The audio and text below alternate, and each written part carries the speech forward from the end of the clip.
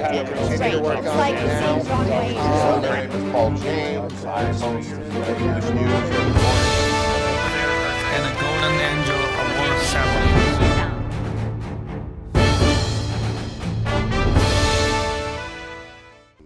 Hello, dear friends, my lovely audiences. Welcome to the East-West Show that is exclusively sponsored by Wolfers, the Belgian royal family designated brand of jewelry that has 400 years of glorious history and hand-forged by 10 generations of the #1 craftsman on the global earth. Together, the name of Wolfers stand for a testimony to the spectacular and a share of the royal glory. Back to the show. Today with me is my dear friend, Mr. Joe Gardner, a former candidate for California Assembly and a former police officer for Santa Monica Police Department for 27 glorious years though. And also a leader for non-profit organizations for in aiding the needy people, the homeless, the out of food families, or people or whatsoever caused by whatever reason. The program he led was Meals on Wheels for people in the San Gabriel Valley, in the Valley area, whole Valley area.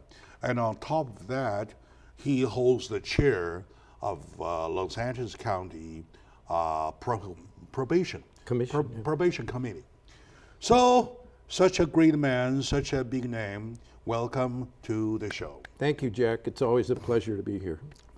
I thank you very much because among all my guests versus the homeless issue, you are the #1 that I can rely on, and I know I can always rely upon you and with your support.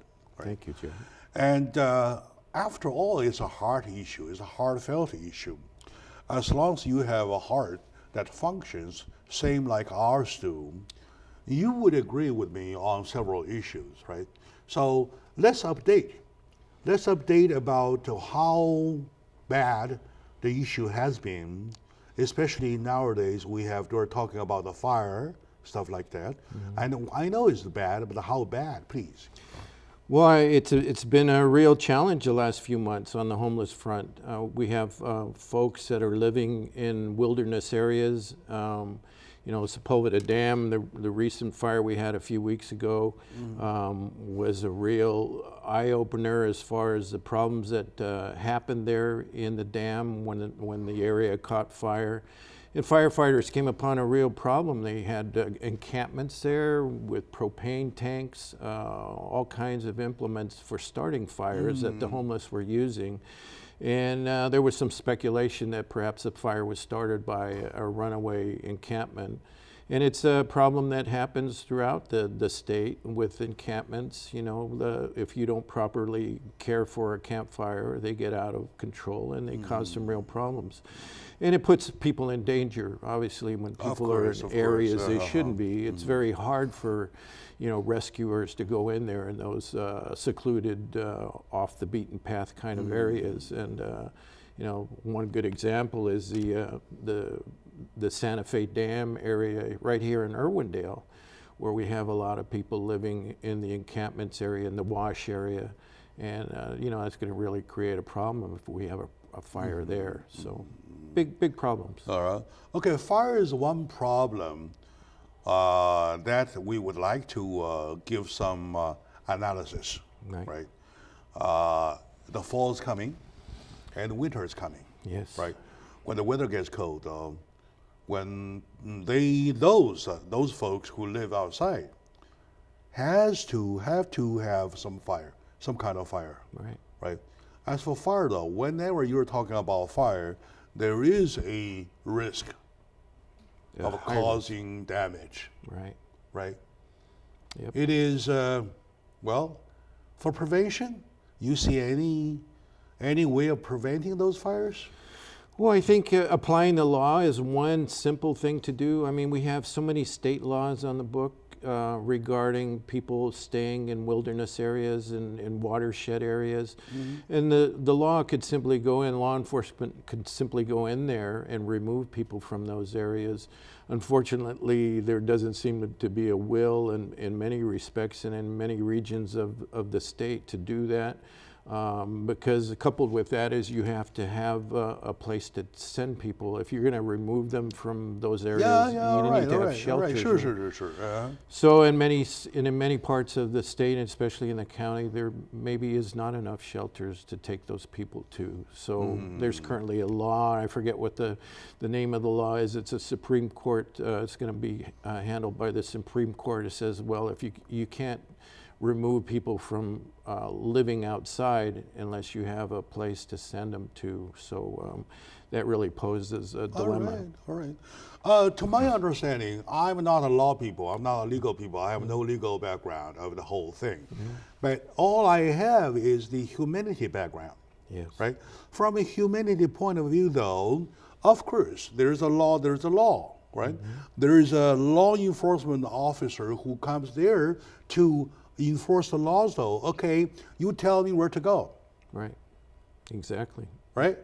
You And tell those me where officers to go. may not have that ability. Right. They don't have the shelter. Now, yeah. All right. Whenever you tell me where to go, you have to tell me you're moving me to a place where I'm warm enough.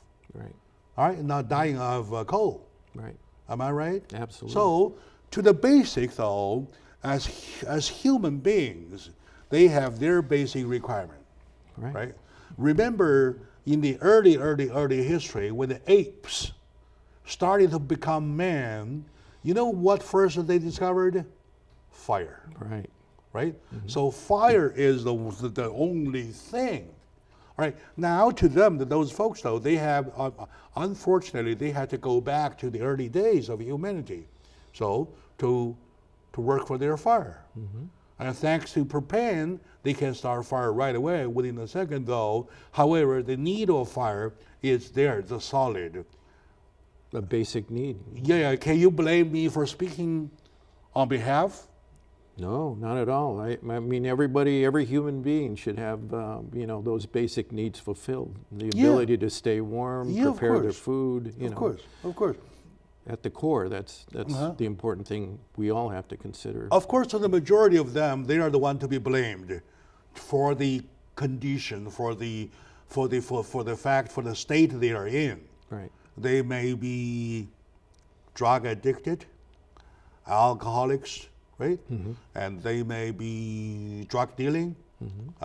They may be criminals running out of something, and they may be even worse. However, down to the very bottom, though, when we provide shelters for the dogs, street cats, do we say those are good cats, those are bad cats, criminal cats, or whatsoever? No, we take them off the street and we put them in a safe place. Very basic, right? So I hope that, I hope that my audience will join my friend Joe Gardner in the discussion. So from a humanity point of view, from a civilization point of view, do you think we have to make sure those folks had something that keep themselves warm? Right? That is the point. Right. And in addition to fire, though, other pandemics, such as disease. Right. And how much do you know about that? Well, I know a lot about that. I mean, especially when you have people camping near watershed areas, where there are rivers, tributaries, where water supplies are for communities or society. If you have people camping in those and they get contaminated because of, them perhaps going to the bathroom adjacent to those runoffs when it rains, it creates a real problem for having safe water. And so that's why you really can't have people. That's why those laws were created, so that you wouldn't have people in those areas, so that areas wouldn't get contaminated by the human footprint. So, you know, we really have some serious problems when you look at it. Environmentally, we think, you know, recently I heard that some of the sea mammals are dying near the beaches of our coasts because they are being exposed to runoff from human waste, and it gets into the system and the animals die. So it gives you a good idea of the impact that, you know, homelessness All right. creates. Let's take a moment now. We come back to continue right away from there. Sure. Right?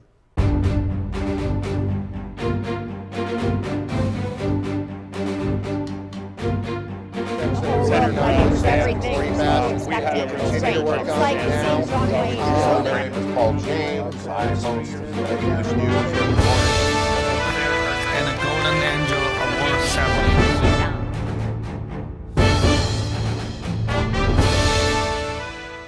Hello, my dear friends, my lovely audience, and welcome back to the show, Jack Chow on the East West Show that is exclusively sponsored by Wolfers, the Belgian royal family designated brand of jewelry with 400 years of glorious history and hand-forged by 10 generations of the master craftsmen. Together, the name of Wolfers stand for a testimony to the spectacular and a share of the royal glory. Back to the show, back to my friend Joe Gardner. We were talking about the homeless problem, the big problem that is really bringing lots of trouble to our community, which is now at a crisis. Right? In the crisis of being hit by the problem, though, we really have to be sober-minded to analyze the problem. In analyzing problem, my friend Joe Gardner with me, we're step by step talking about first the fire versus encampment. We found out what we concluded as anyway, what we do, we need to put them in a safer place with enough heat, right? Anyway, and number two, we're talking about the pandemic, the disease is spreading, right? So you're talking about the human waste, too much human waste that caused it? You're right. Human waste, debris that, you know, other smaller rodents might eat, like rats. Rats spread bubonic plague, and that's because they eat things that are left in encampments, and then they die, and the cat comes along and eats a rat, and next thing you know, you have this exponential growth of disease spreading through our environment, through nature, and ultimately gets back to us, humans, and creates some real problems with fleas, right? Rats have fleas, and they get on the cats, and the, you know, bubonic plague was spread that way. That killed millions of people back in early history. And so here we are in the 21st century, and we're facing that same dilemma again. It is a dilemma. It is pretty much so, right? Because all of a sudden you have those disease spread versus the health of the community. Really, we have to be alert of it, right? In the process of finding a solution to that, and of course, in addition to blaming them for making that much of human waste, we really have to once again put it on the table as a humanity issue. Right. Absolutely. I want to share with you what I take of this. They are human, right? In addition to they need to eat when they are hungry, they have to release when they are full. Right. Am I right? Absolutely. Right? Yeah. Now, just now you use a term of going to bathroom. I would say bathroom is too luxurious a term. There's no bathroom, the word to call. They have no privacy. Of course, there is no bathroom. Going into restaurants, they're kicked out. They kick it out. Going to hotels, they are kicked out. And they are human. So they have to let go. Yep. PBs or poo-poo, whatever, they have to let go. They can't hold on forever. Right. So, and then once again, we brought this question to a humanity level. As long as we understand they are a bunch of animals, Even a dog has to poo. Right. Even a cat has to poo. The same thing, right?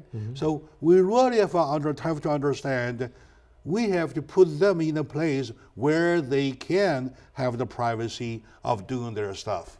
Absolutely. Am I right? And it's funny that you bring that up, and it's such a basic need, and for whatever reason, our society and our lawmakers haven't recognized how important it is to help people in that condition, right? Yes. It's Yes. a basic need. You have to Of go. course, It's of a course. basic function of If life. you caught me pee on the street though, but you can put handcuffs on me and put me and put me in jail whatsoever, right? Because I do have my office, I do have my home, I do have everywhere I can do it in the private. Yeah. But to those who has nothing to do with the private, so they have to, I would say, okay, how about that? Instead of using the word to go in the bathroom, we start use the word to answer a call by nature, Right. right? Answering the call by nature.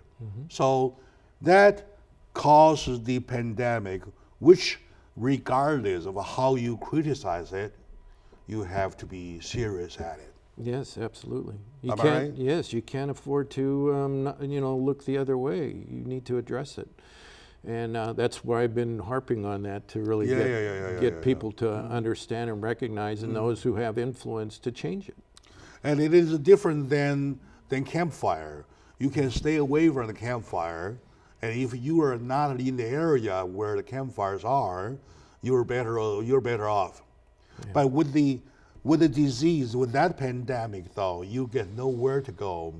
Everybody is included because the disease flies. They spread, right? Like crazy. Yeah. Like crazy. Yeah. All right. Okay, what else problems is it causing?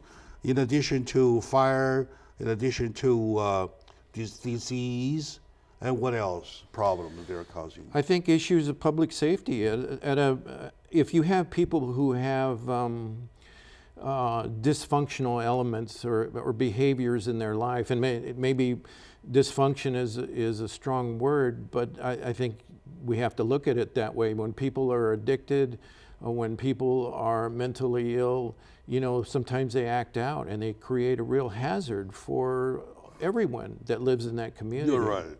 Right? You're So right. I mean, people get attacked.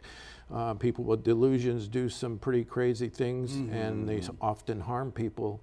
So I mean, that's another element to this problem we have, this huge crisis we have, and we should really be thinking about protecting our communities. Yeah, you're right. I don't know how criminals work in their mind though, but when I was little, I had twice experienced what hunger meant.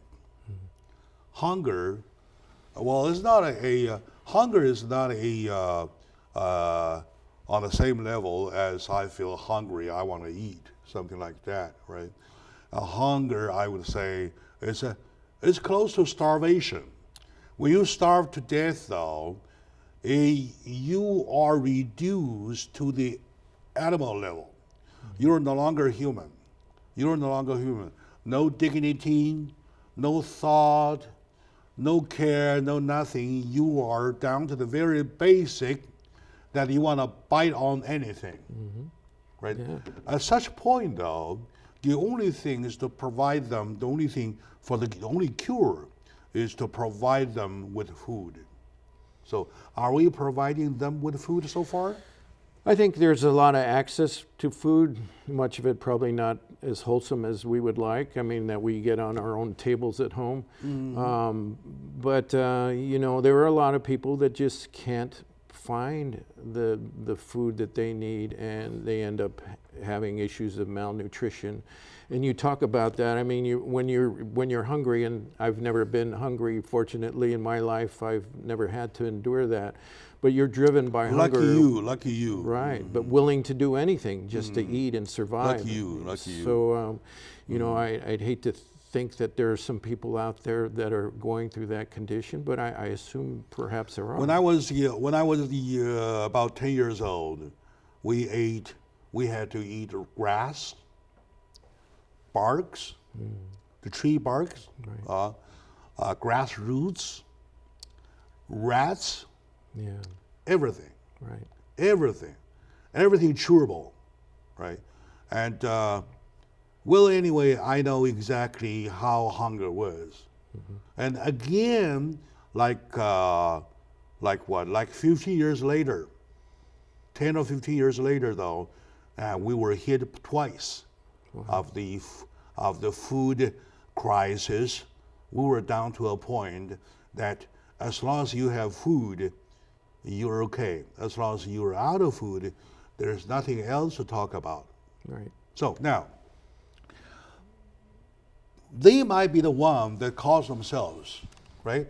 And yesterday I heard over the radio talking about the how they made themselves where they are, how what exactly the state they are in, right? They abuse this, abuse that. Yes, I said yeah, it was true. At least there was partially true. But to the state once they are in there though, and yet they are still alive as a human, you really have to treat them like human, Of course. Yeah. right? So I believe that one of the reasons I like your program, Meals on Wheels, is totally because of that. Right? Yeah. And the other day, you and I were mentioned about especially we Americans, waste a lot of food. Yes, we do. To your knowledge, is there a way to collaborate some efforts, though, to stop the waste of food so that we can provide those folks with food? Well, I think there are a lot of different opportunities to do that. There's a food pantry in Irwindale. I think Corey's Kitchen was what it used to be called. And what they do is they get all the food from the grocery stores that are near expiration, like something that's going to expire within 3 to 5 days before at the grocery store. They take it off the shelves. And the stores will donate that to the food pantry, and then they try to get it out to, and I think one number that I heard is that they have 8,000 people that they will help deliver that food to. So they'll store it, they have refrigerators and things to keep it in a state that's edible. And then they get it out to people as soon as they can before it expires. All right, very good. We really need to talk into more of this issue, of the food issue, when we come back. Let's take a short moment out. We will be right back, please.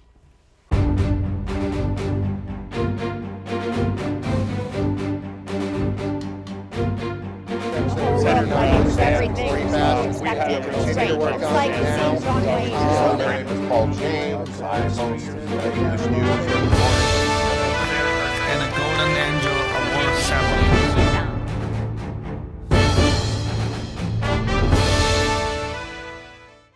Hello, dear friends, my lovely audiences, dear brothers, sisters, dear fellow Americans. When we have problems, we have problems. And these problems are nobody else's problem, it's our problem. You may, of course, say, hey, I'm okay, I have nothing to do with it. I'm okay, I'm not in the fire zone. I'm not doing drugs, I'm not doing anything. However, there is a disease that might be a pandemic, right? So you cannot get away. Disease goes everywhere. When mosquitoes travel, when rats travel, and they bring it to everywhere we human beings are, all right? And thirdly, when there's a food shortage, though, human beings, well, depending on the extent of food shortage, to the most extreme, though, human beings have to be brought back to the very bottom, like animals, right? No justice to talk about. They just want to bite on anything, right? So with the understanding of all this nature of the problems, my call is that without pointing fingers, without blaming anything, can we positively, on the positive side, collaborate some efforts, aid those people, right? One of the 8, I remember, talked to my friend, Joe Gardner, and also there's another friend, Chris Shaheen. Chris Shahinian. I think you know him. Yeah, right? I met him. Chris Shahinian. We talking about how we can collaborate efforts in stopping or reducing the food waste, right? Right. So, do you think that's durable? I know somebody is on it already. Oh yeah, it is doable. A lot of people are already doing it. I think it needs to be broadened and on a wider scale. Maybe public awareness it needs to be, public announcements about where they can donate food, how they can help with getting food to those in need. So I think there's a lot of opportunities to do that. Really important for people to become aware, hook up with those organizations that gather food and distribute the food. So, it just takes awareness. And I think a government, can do that simply by putting out advertisements about food pantries. What would the cause, what would be strong enough to make the call for the whole society to be at least tightened a little bit on their food consumption? Why? Public awareness. The radio advertising and, public television advertising is really kind of important because people see that every day and they can become aware. Great power in advertising. You know that as being part of a media corporation, and I think that's where it lies. And people become aware. Do you think if any of the candidates for public offices, including for presidency, if they spend their money on advertising in that area, though, would they be wasting their money or would they be getting more votes? I think they would probably get more votes. Oh, yeah, all the right. pinnacle, right? Okay, we hit it right there, right? Yeah, exactly. So, give them some advices, please. And sometime when we can, we probably want to write a letter and duplicate to all the assemblymen of California, all the senators of California, to say, hey guys, if you would run your office, right, please spend some money in this area. That will give you some more votes. Sure, absolutely, right. There's citizens have an opportunity to influence a candidate and what they say they're going to do when they get into office, and putting pressure on them is important. Of course, there was a necessity to create a third bathroom, and I believe they did the right thing. All right. Right, yeah. All right, good. There are more necessity. Yeah. Well, to see that we California, at least we Californians, can stop waste of food. Right. We put them in use. Number one, it's good to nature, good to resources, right? Absolutely. Right. And good to humanity. Right. And also it's good to education. The kids will learn. Absolutely. So, Yeah. do you think you and I could put some efforts together Oh, of course. I think in we doing could. something? I would love to do that, Yeah. Jack. And I heard a slogan says change the world by one life at a time or something. Yeah.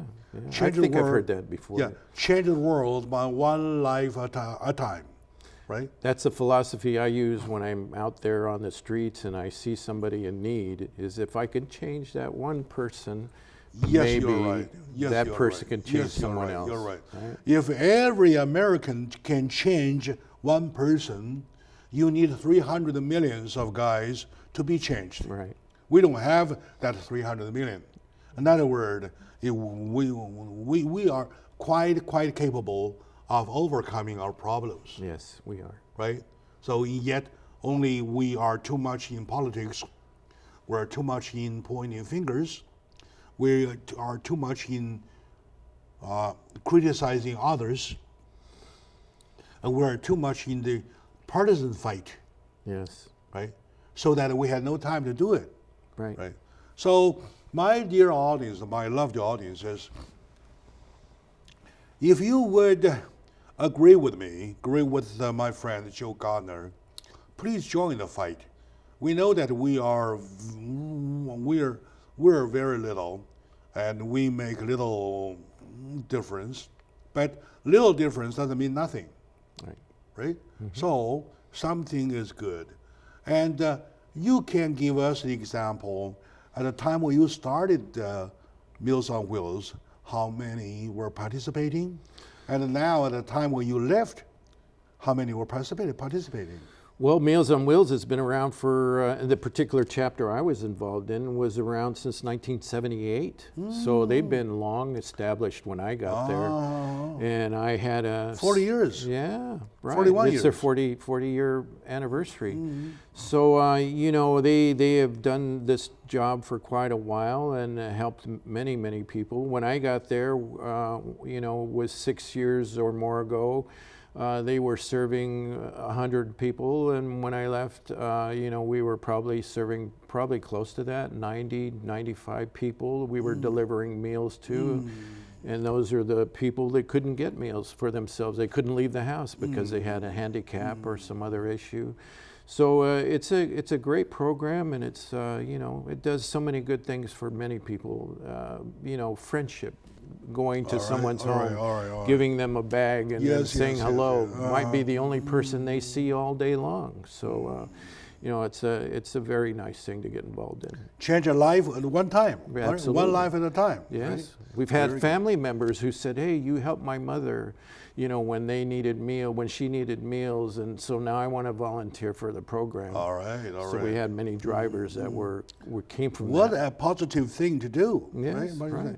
Now, folks, putting together all the problem we have a bunch of guys a bunch of folks who are unfortunate, who were or had been unfortunate, hit by something, and of course they themselves are the ones to be blamed, to most of them, for messing around about their own life, though, to a point that they are a bunch of almost animals that need care, right? We human beings are animals. We're lucky animals. They are the unlucky animals. So the unlucky animals need the care from the lucky animals. So now we have fire problem, which is, well, big. We have a disease problem, which is spreading. It's also big. And we have the food problem. They are going hungry. When they are going hungry, they can't do anything. So that's a risk to the community. So together, it looks that we have to have a solution. Right. We have to have a solution, a big solution. My dear friend, last time when Mr. Joe Garner was here, we mentioned about a big possibility of having this problem taken care of once for good. Right. That is to use some abandoned military base to help with those folks. And for that, he and I agreed that we work out a letter to petition for the movement, right? So here's the letter from Mr. Joe Garner to President Donald Trump. Let's take a very short moment out. When we come back, I would like to share the letter with you. Thank you.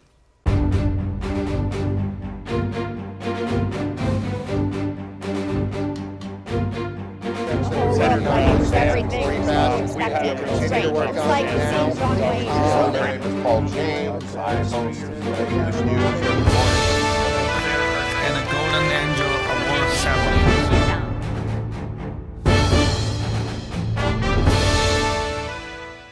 Hello, dear friends, lovely audiences. Welcome back to the show, the East West, that is exclusively sponsored by Wolfers, the Belgian royal family designated brand of jewelry with 400 years of glorious history and hand-forged by 10 generations of master craftsmen on earth. Together, their name, Wolfers, stand for testimony to the spectacular and a share of the royal glory. Back to the show. With me is my good friend, former candidate for California Assembly, former police officer of Santa Monica PD, former leader of the San Gabriel Queen of the Valley program, Meals on Wheels, and the chair of the Los Angeles County Probation Committee, Mr. Joe Garner. Welcome back to the show. Thanks, Jared. All right, good. Now, I typically thank you for your sharing with me on this issue. We have lots of common ground, right? So, in one of the common ground, we have to ask for some mighty help. Right. Well, the term mighty help turns out to be a request. I would like you to explain where the whole idea come from, please. Well, Jack and I, you and I talked about the idea of repurposing closed down facilities, whether government facilities that would maybe present an opportunity for people to go to get help. Number one, to create shelter, a basic need, which we've been talking about basic needs of people. Shelter is one of the most important ones. And so what I decided to do at your prompting and at your urging to write a letter to the President of the United States. And so on October 16th, I wrote a letter to the President asking him to consider something. So this is the letter. Yes, it is. It is. All right. Can you read the letter to us paragraph by paragraph so that we want to understand what we're doing? And because the reason we're doing it, we want people to join us. Yes, absolutely. Go ahead. I put, Dear Mr. President, thank you for recently coming to California and sending members of your cabinet to see the conditions our citizens live under. California is in crisis, and the cause is homelessness. Tens of thousands of our citizens are languishing on the streets. It is clear many suffer from addictions to drugs and alcohol. Many more suffering from severe mental illness are neglected and fend for themselves to face recurring victimization and disease. Our communities have felt the impact by the loss of safety and blight. As you pointed out, it is due to failed government leadership, and I'm just one of the many who have had enough. I've written to my elected officials urging them to act to fix the underlying issues that have caused this crisis. None have responded. And thank you, Mr. President, by the way, for responding to the letter I sent you. All right. In this paragraph, you mentioned two important things. Number one, you mentioned his quote of the failed government, right? And number two, you were saying that you have written letters to the legislator, to many of them, and you, up to today, had received no response at all. No, I've written to the governor, I've written to my own assembly member, Blanca Rubio, I've written to members of the Board of Supervisors, and to this day I haven't received any response. No, nothing. Nothing was received, right? No. So, and does that back up your saying, say, the failed government? Yes, I think so. Plus all of the media coverage regarding how slowly this process has taken place over time and the failure to act. I mean, you cannot deny that there is a significant issue where the government officials are not acting. All right. So when somebody says, such as President Donald Trump, that we would give the criticism to the failed government, that we have the backup thing that at least my friend, Mr. Joe Garner tried it. He wrote lots of letters to them, to the legislators, to governors, to whoever, and there was no response ever received. Right? That's an indication of the government failing. Right. Once they are voted to be in the office, though, we're clean. Right. They're clean, right? So what happened to the constituent? Right? Yeah, sure. They don't care anymore. Okay, let's move on to the second paragraph, please. Being on the forefront of dealing with the issues of homelessness throughout my law enforcement career and what I do today in the way of street ministry to those in need, I feel it is beyond time to help our homeless citizens. We now face the return of communicable diseases like typhus and leprosy. There are also predictions of outbreaks of bubonic plague. The sad reality is our legislators, through the initiative process, took away the tools and opportunities for mandatory rehabilitation and medical treatment from the criminal justice system and law enforcement. With the implementation of AB 109, Prop 47, and 57, we now neglect those most in need because many never make it to court. We must provide opportunities once again to move the addicted and mentally ill into forced treatment through the courts as we did effectively decades ago. Addicts and the mentally ill won't or can't do it on their own. Judges did the humane gesture of mandating treatment in lieu of incarceration. All right, all right. I believe in this paragraph you mentioned one very important message that ever since AB 109, Proposition 47, 57, things went even worse. Yes. Am I right? Absolutely. Yeah.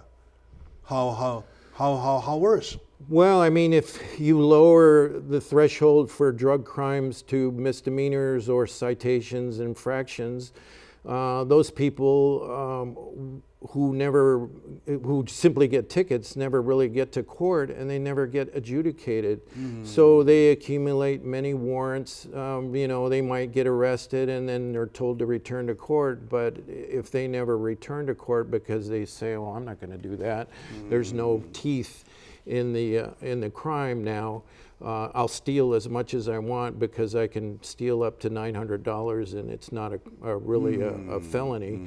I'll just continue to live the way I live. And so it's a missed opportunity. The courts, when they had somebody walk into their courtroom, a judge could say, "Look, you did a lot of bad things here, and at the core is your drug addiction. I'm going to send you to drug rehab. And if you don't succeed in that program and go through the drug rehab as you should, then I'll send you to jail." And that was the teeth. That was the opportunity for people to really understand. But it doesn't no longer function that way. And it doesn't work that way now. It doesn't work that way. Right. So that calls for a big job, big work to be done. Right. All right. Okay. Very good. And let's move on to the next paragraph, please. Oh, sure. As a police officer, I've seen the faces of those who reached sobriety. They have told me how they got hold of that lucid moment and were able to change their lives for the better by sticking with rehabilitation. I've seen those treated for mental illness become functional and able to sustain themselves and live in the safety of shelter and care. And I've been thanked by some of those for helping them get there. All right. That's a proven that your efforts works. Yes. The efforts that you pointed out works, Very right? effective, yes. All right, good. Well, do you think lots of people will follow your call, for example, to give them aid from the legal point, from let's say from a retired police officer's point? Yeah. Yeah, I think so. Each of us carry an opportunity to influence others. I think if you were able to bend the ear of a judge or a legislator and they could see that maybe restoring some funding to the courts so that they could put people through rehabilitation and treatment is a golden chance to change someone's life. All right, all right. Thank you very much. Let's move on to the next one, please. Our state elected officials and bureaucrats need an intervention. Although state politicians seem resistant, your administration could help by continuing to impose law through the Environmental Protection Agency to stop contamination of the state's environment. Your administration could consider granting access to closed down military bases in California to repurpose them for shelters, treatment, and vocational centers. Your administration could continue to pressure state leaders through the Center of Disease Control to act to stop the spread of vector-borne diseases. You can scrutinize how federal funds are designated for homelessness have been spent and ensure they are used properly. So I think there's a lot he can do. Well, do you think if Donald Trump followed what you recommended, he will get no problem of reelected. Yeah, I think so. And I think he's already trying to do that. He's said very clearly that, you can't contaminate the environment. You can't let disease spread. You need to use the funding you get properly. So I think he's made a few steps in that direction, and I hope he continues to do that. I owe my audience a little bit explanation. Right after last show, I did my research that when he mentioned about the George base, up north at Victorville, I did find the information about it. It's a vast land with the runway and everything intact there as the runway at the airport itself, though. In addition to that, there's a living quarter. There's a living cluster of living quarters next to it that includes everything. Because in old time when there was a military base, though, you really have the wives and the kids of the officers staying on the lot, right? On the lot, those buildings, those houses, roads, everything. Some look like a store, some look like a school, so on and so forth. Everything's still there. With the land, of course, we learned belonged to the federal government.